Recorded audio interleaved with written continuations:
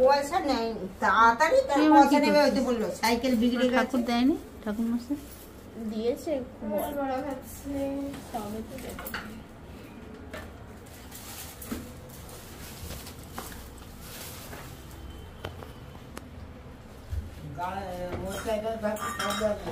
হ্যাঁ কি হ্যাঁ আজকে থাকবে, কালকে পাবে।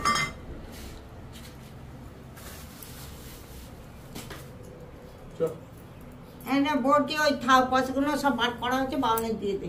এটা বড়দাদু 5 টাকা দিয়েছি, দোকান আমাদের পুজো হয়ে গেছে। তো এখন সকলকে প্রসাদ দেব, সেই জন্য আর কি প্রসাদ মানে ভাগ করা হচ্ছে। আর আজকে তো লক্ষ্মী পুজো হয়েছে, মনসা পুজো হয়েছে, আর আজকে তো সব পান্তা খেতে হয়, কালকে সব ওই দুপুরে তাই খাওয়া হবে পান্তা। আর এইটা হচ্ছে রাতের খাবারের দিকে চলে এসেছি, রাতে তো কিছু খেতে হবে। তো নিরামিষ নয়, পেঁয়াজ দিয়েছি, ওবেলা যেহেতু মাছ খেয়েছি। তো দেখো আমি প্রেশার বসিয়ে দিয়েছি, আমি এটা বাটি চচ্চড়ি করব।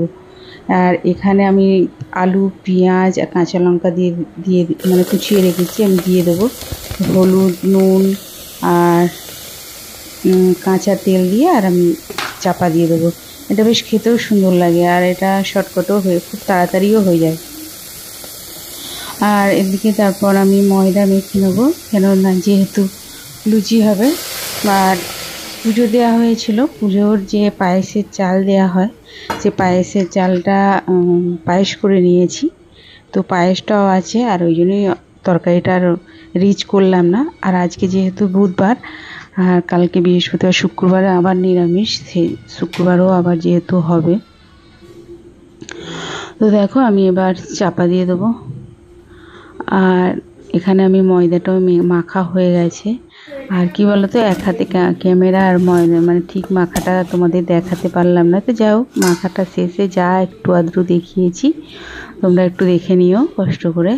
তো আমি এবার লেচি করব, লেচি করে তারপরে লুচি ভাজবো। আর আজকে কি ঠাকুরটার নাম ভুলে গেছি, ওই আজকে যেহেতু পুজো আর কি পুজো হয়, যাই হোক। তো আজকে একটু বাইরে বেরিয়েছিলাম, তো মানে বিকেলে খেয়ে দিয়ে, তো একটু কিছু মেয়েদের কেনাকাটাও হয়ে গেছে, বড় বাজার গিয়েছিলাম। তো এসে শরীরটা খুব খারাপ, একটু মানে হাঁটা চলা হয়নি, তো ঘরেই যেহেতু থাকি আমরা। তো যাই হোক, এসে আবার ময়দা মাখা, আবার দেখো লুচিগুলো কি সুন্দর ফুলছে। আর যাই হোক, রাতের রান্না তো মানে করতেই হবে। আর তারপর আমার বড় মেয়ে এসে আবার পড়তে চলে গেছে, ও একাই গেছে, ছোটো মেয়ে ছুটি আছে, আজকাল ওদের ছুটি দিয়েছে। আর তোমরা দেখতে থাকো।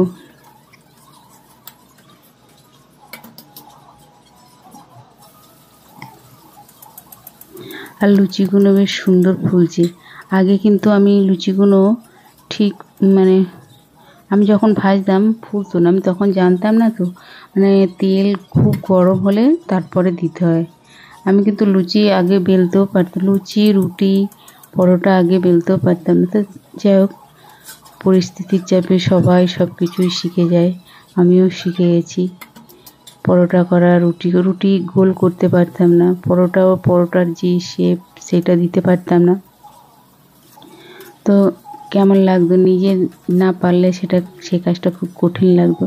তো এখন যাই হোক, মানে লোকের পাতে, মানুষের পাতে দেবার মতো শিখে গেছি আর কি।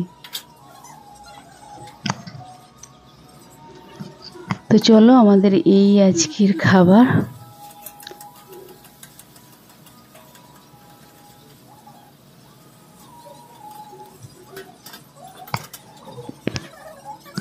আর ওই দিকে দেখতে পাচ্ছ যে আলুগুলো রাখা আছে, আলুগুলো বেশি করেই মানে একেবারে 7 কিলো কিনে নিয়ে এসেছি, কেননা রোজ রোজ বাজার মানে ভালো লাগে না। আগে শাশুড়ি মাই এখনও করে, কিন্তু বই আনতে পারে না, যেহেতু আমরা যে চলে যাই আর কি বাজারে।